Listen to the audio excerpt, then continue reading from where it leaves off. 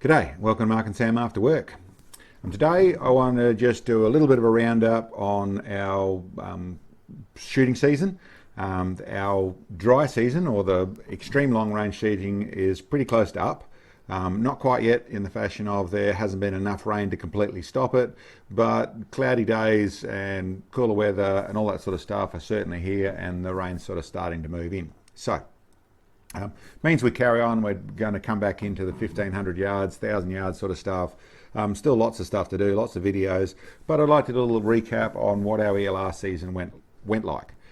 I suppose there is our 5,000 yard shot. I'll come back to that. That went very well for the very little opportunities we got to do with it, but I'll come back to that. The likes of the 6.5 project, which is the short fat one, and the tall skinny one, 6.5 SORM, and the 6.506, went nicely. Got some good testing done. It's on hold at the moment. We're waiting for a couple of bullets. What's turned into the 156 grain burger, and I think it's the 150 grain in the new Hornady, which is a new one that's out. We'll see one shortly, and then we can test them. I think it's 150 grain, 153 grain, I should say, in the A-tip, which is an aluminium tip bullet. New ones from Hornady, supposedly going to lift up their consistency in the bullets in what they're doing there. Hopefully that is all that it's promised to be, but those are ones to test, and either with those or something else will be really nice finishing touches and really show the real benefits of those rounds. We also did some stuff with our 50. The bullet designing, that's come along really well. We've only still in the bullet design phase, but we really got down to a profile that I can make some numbers of to do some proper testing, and that's looking really good. We're very close to target, but I haven't had more than 5 consistent shots of anything turn out over 3,800 yards. With the testing sort of thing, I don't expect too much to happen. Got very close, but we're now in the bracket where when I put a little bit more money into it, get the bullet one design I want, get some numbers of those so I can do some proper load development and some proper shoots out at the 2 miles plus, and we should be able to see what they do to steel out there. In the other things we've been across, our bullet capture, what's actually happening when I say that, the get video or get shots, images of the bullet traveling through the air at extreme long range, so out at 2,000 yards, we're doing with a 308. That system's almost working. It's been pretty glitchy to make it all work with different technical difficulties we're running to and that sort of things, but I think we've got that pretty much nailed. Next time we get an opportunity, we've got our latest update in systems. Even though we captured a couple of shots there so we can see the bullet, you could see the yaw, you could see those bits and pieces, we're hoping to push that to the next level, so that's coming as well. Last bits, I suppose, in stuff we did this season, there's some reviews we did, which is great, and we've got some more. We're actually dealing with some more distributors to get some more manufacturers' products here to do some more reviews on, so that's good. There's some more information coming in the channel as well, but we did a bit of that worked nicely. I suppose the other thing that we went through was in the 6.5 world, we had the old Mauser, so 1915 Carl Gustaf, the Swedish Mauser, the 6.5-55, and to shoot that both in using the volley sight, and which is designed for volley shots with large numbers of rifles all raining bullets down. We actually did it in the trained precision, which actually worked quite well. But just recently came back to shoot with the normal iron sight, shooting in normal long range, 1,000 yards, 1,200 yards, and that was a lot of fun to do. It worked really well, so we're actually hoping to be able to organise a couple other rifles. We've been asked a fair bit about the Enfield, so the 303, and there's a few other rifles.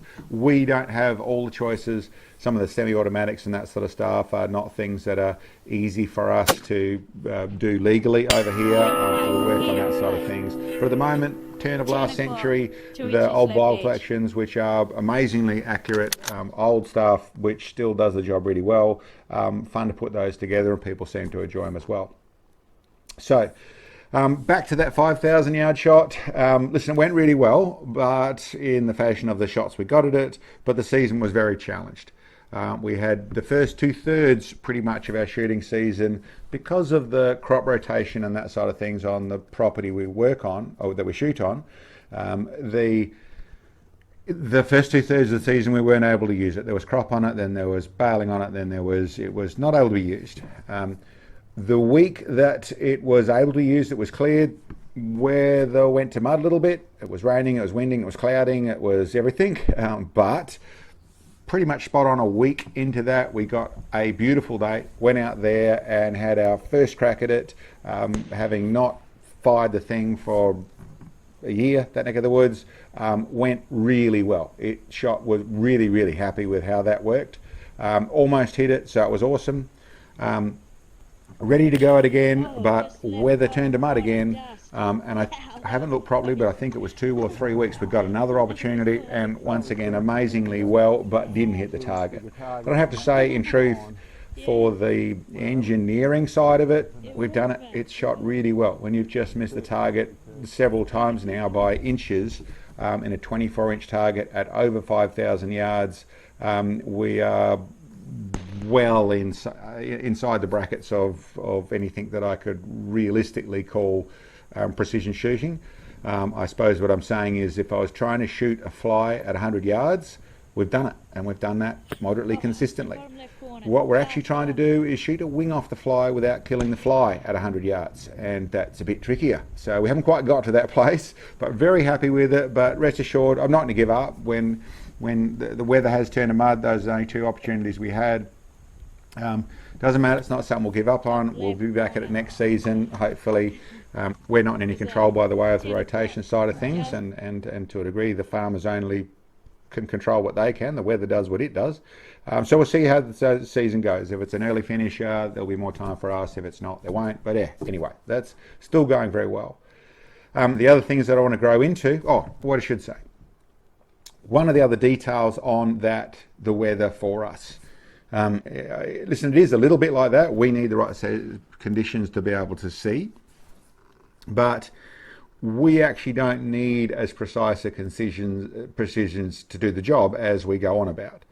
One of the big details that we do it for is to capture the footage. There's no point us knocking that target down and coming out pounding our chest bragging about it unless we can actually show it to you. That's our way of doing things. I don't want to hold anyone else in the world to our standards, but that's our way of doing things. So, and that means that the long range camera needs to be able to see really well. So that's actually our hinge point, our pivot point. That's actually our problem area, making sure our long range camera that is sitting with us, that it can see the footage well enough for you to be able to see. And I suppose for those people that don't realise, I should explain part of our process. We have multiple cameras. Obviously, there's anything up to 10 cameras, but at least sort of 5 cameras always running when we're out in the field. We have those multiple cameras to keep it interesting and show different angles so you can see more of the details and that sort of stuff, and try and put it all together in a fashion that looks, I suppose, a little bit professional. I try and make it interesting. I try and make it nice to look at, and try and end up with something that I'm proud of. But what I always make sure is in there is, and I don't want to make it too scientific, so it's just a proof of record. But I always put in there is that you will see long range footage that shows the full bullet path. So you can actually see when the gun goes boom, you see the camera flinch, the blast of air, the sonic percussion that's in the air shakes the camera, and then you get to see. You don't see the bullet, of course, but you get to see the impact out near target or on target, depending on where we're at, so you can actually see that. So you can actually time it. You can actually go through on your YouTube channel, on your monitor, you can actually time that. I actually use that for myself. That's how I time the whole video. So I have GoPros and down at target, and I have us here. I time everything so all our sound and things all lined up. I do that by using the long range footage. So I can see when the trigger pull happened, and I can see where the impact happened. And by timing all that, you get to see a lot better than you get to see the bullet, hear the bullet strikes, and as was what the GoPro hears. We don't hear that stuff, of course, but I can time it all. But what I'm actually doing is, like I said, making sure that every one of our extreme long range shots in any form, or even normal long range shots, is verified by the fact you can see the boomph and you can see the whack. Even in the really extreme stuff, then you can't see an impact on target. We'll have a knockdown so you can see that, but you can see the ones that have landed close around, so you can see it's all actually happened and all that side of things. So important detail, but like I said, it's as much about the camera as anything else. I suppose the last bit I go with that for our season. Super happy. Like I said, I think really we've done it, but we'll carry on and we'll get that done. And when we've got footage and everything, we'll make sure it happens. With the rest of it, the 50 cal, like I said, that is set up to where we're ready to actually do some proper shooting with that next season. So look forward to that. With the reviews we've been doing, we really have sat down with some distributors to get more stuff across, so we hope to be able to bring a fair bit more of that to everyone. The old rifles, like I said, there's some more of that stuff coming. The 6.5 06 and the 6.5 Storm, get those bullets, get that all happening so it's nice and finish that project off. And where I'm actually leading to in that one is I have a bit of a in the way of the pursuit of the, not so much the best ELR cartridge, but other choices in ELR cartridges, and try and improve and understand more there.